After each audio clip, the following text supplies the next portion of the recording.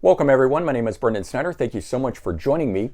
This is what defines glam metal, and it's always been a big debate. I get a lot of questions on it. Is it the band's image? Is it the sound? And if it is the sound, what distinguishes it from other types of music such as rock, metal, AOR, melodic rock, etc.? So I grew up in the 80s during this era and began my love of these bands back in 1986, and I've spent the last 35 years absorbing every bit of it that I possibly could, and so I'm going to attempt to explain what defines glam metal. But before we do, if you're new to my channel and you haven't already hit the subscribe button, please click the button. Also leave a comment, hit like, all those things help support my channel. I would greatly appreciate it.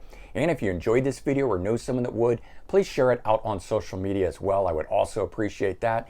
And of course, by subscribing, you'll be able to stay up to date on all that's going on in the world of music, just like this with what defines glam metal. And so I also did another video, if anyone is interested in it, called Where Did Glam Metal Go and What Really Killed It? I'll leave a link in the description below. You can check that one out if you're interested. But for this one here, let's start with the term glam metal.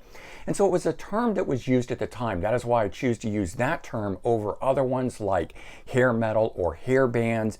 That terminology did not exist until after the movement was already over. And then terms like hard rock and heavy metal simply are too general.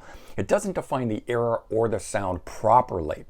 And the term glam metal itself was actually taken as a development from glam rock, which came from the 70s, metal being used to distinguish the two of these, even though not all of the bands were considered to be metal.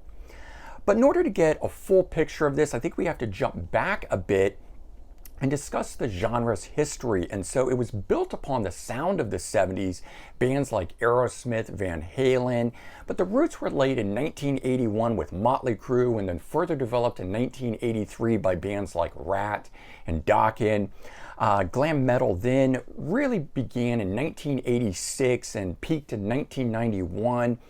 It did continue for a few years past that point, in 92 and 93, before it finally ran out of steam in 1994. But now let's talk musically. What defines glam metal? So the sound, as I said, is based on those aforementioned 1970s arena rock bands, Aerosmith, Van Halen, along with Ted Nugent, AC/DC, with a foundation in blues rock and featuring heavy guitars, flashy solos, melodic catchy choruses, and those sort of things. Now beyond this, you've got things like the vocals, and so let's talk a bit about that. Typically they are unique. Think of Steve Whitman from Kix, Jeff Keith from Tesla. Then you've got ones that are raw and gravelly, not typically clean or perfect. And think of Tom Kiefer from Cinderella, Jizzy Pearl from Love Hate.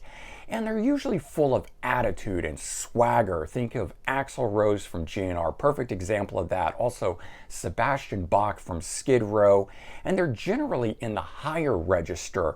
You've got Mark Slaughter from Slaughter and Don Dokken of Dokken, both providing great vocal examples of that. Lyrically, the songs generally feature things like outrageous lifestyles such as partying. Think of songs like Nothing But a Good Time from Poison or Up All Night from Slaughter.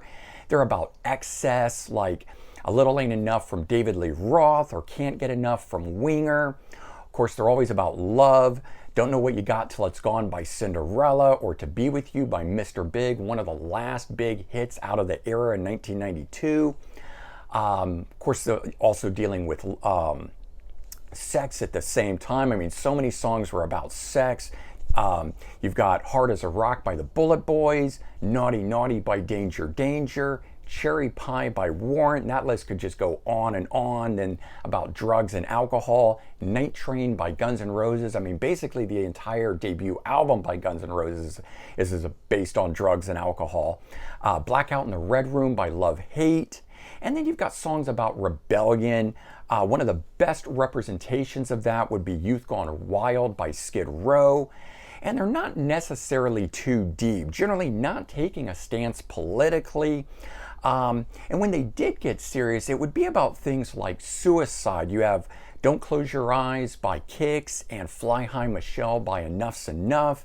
And of course, lots and lots of songs simply about rock and roll. You have songs like Call It Rock and Roll by Great White and Rock Revolution by Brittany Fox.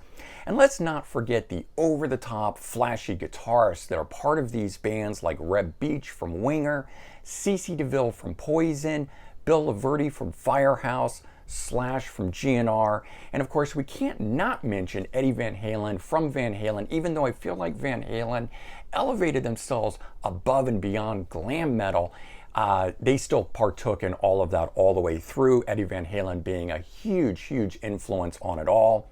And finally, of course, the appearance and image of these bands and their sense of fashion at the time, wearing loud, bright clothing, the big hair, the makeup, all of that stuff was a defining factor on this, but not all bands had that look. It's much more about the time period and the style the music was based on that grouped all of these bands together, calling them glam metal. And there you go, that's what defines glam metal, at least in my opinion. Don't forget to check out the previous video that I mentioned called Where Did Glam Metal Go and What Really Killed It? Again, I'll leave a link in the description below.